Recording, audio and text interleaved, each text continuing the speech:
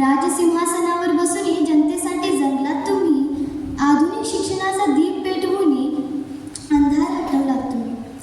आधुनिक शिक्षणाचा दीप पेटवूनी अंधकार हटवलात तुम्ही. समतेचा संदेश देत समाजाला दिशा दाखवला तुम्ही. समतेचा संदेश देत समाजाला दाखवली दिशा. छत्रपती राजाराम महाराज आपल्या कोल्हापुराची नवी आशा. छत्रपती राजाराम महाराज आपल्या कोल्हापुराची नवी आशा. नमस्कार. माझे नाव जोया जावेद पाटणकर. मी परशुराम विद्या मंदिर व ज्युनियर कॉलेज गगनबावडा या शाळेतील इयत्ता 8वीची विद्यार्थिनी. आज मी तुम्हा सर्वांसमोर छत्रपती राजाराम महाराज आणि 19व्या शतकातील सामाजिक स्थिती हा विषय मांडत आहे. सन्माननीय अध्यक्ष महोदय, पूज्य गुरुजन वर्ग आणि माझ्या मित्रमैत्रिणींनो, आज मी तुम्हा समोर एका अशा राजांबद्दल बोलणार आहे ज्यांच्या कार्यामुळे आधुनिक महाराष्ट्राच्या समाज सुधारणेचा पाया रचला गेला. ते म्हणजे कोल्हापूरच्या गादीचे छत्रपती राजाराम महाराज, ज्यांनी 1866 ते 1870 या अल्पकाळात कोल्हापुरावर राज्य केले. पण त्यांच्या दूरदृष्टीने 19व्या शतकातील महाराष्ट्राच्या सामाजिक स्थितीत मोठी क्रांती घडवून आणली. 19वे शतक हे महाराष्ट्राच्या इतिहासात प्रबोधन युग मानले जाते.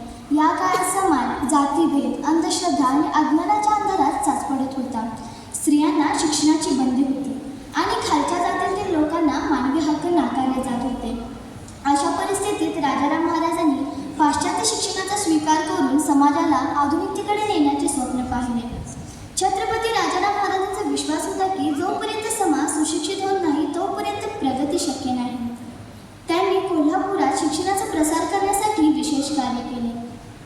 त्यांनी उच्चवर्णीयांसाठीच नव्हे तर सर्वसामान्य जनतेसाठी शाळा उघडण्यास प्रोत्साहन दिले. त्यांनी कोल्हापूर हायस्कूलची स्थापना केली, जे पुढे मेन राजाराम हायस्कूल म्हणून ओळखले जाऊ लागले. आज आपण त्याच वास्तूत त्यांच्या कार्याचे गौरव स्मरण करत आहोत. ही गोष्ट विशेष उल्लेखनीय आहे. 19व्या शतकात स्त्री शिक्षण हा एक मोठा गंभीर विषय होता. पण महाराजांनी स्त्रियांना शिक्षित करण्यासाठी पुढाकार घेतला. त्यांनी आपल्या संस्थानात मुलींच्या शाळांना मदत केली. समाजाचा विरोध पत्करून स्त्रियांना शिक्षित करणे हा त्या काळातील एक मोठा क्रांतिकारी विचार होता. राजाराम महाराज हे पहिले छत्रपती होते ज्यांनी 7 समुद्रापार युरोपाचा प्रवास केला.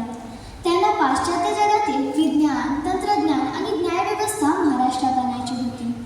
त्यांनी कोल्हापुराच्या प्रशासनात पारदर्शकता आणली आणि जुन्या जाचक प्रथा बंद करून आधुनिकतेचे कायदे लागू करण्याचा प्रयत्न केला. मित्रांनो, त्या काळातील सामाजिक स्थिती अतिशय कडक होती. पण महाराजांनी जातीभेदाच्या भिंती ओलांडून 18 पगड जातींच्या लोकांशी संवाद साधला. छत्रपती राजाराम महाराजांनी प्रतिगामी विचारांना थारा न देता गुणवत्तेला हमी दिली. त्यांचा हाच विचार पुढे शाहू महाराजांनी चालवला आणि महाराष्ट्राला आरक्षणासारखी मोठी देणगी दिली. दुर्दैवाने युरोप दौऱ्यावरून परत येत असताना वयाच्या अवघ्या 20व्या वर्षी त्यांचे इटलीतील फ्लोरेन्स शहरात त्यांचे निधन झाले. पण त्यांनी पेरलेले आधुनिकतेचे विचार मात्र अजरामर ठरले. त्यांनी दाखवलेल्या मार्गावरच पुढे चालून कोल्हापूर हे कला आणि शिक्षणाचे माहेरघर बनले. 19व्या शतकातील तो काळ संक्रमणाचा काळ होता. 19व्या शतकातील तो काळ संक्रमणाचा काळ होता. एका बाजूला जुन्या परंपरा होत्या आणि एका बाजूला आधुनिकतेचे वारे वाहत होते. छत्रपती राजाराम महाराजांनी आधुनिकतेची ध्यास धरून महाराष्ट्राला प्रगतीची दिशा दाखवली. ते केवळ राजा नव्हते तर ते आधुनिक महाराष्ट्राचे मूळ शिल्पकार होते. ते संयमी होते.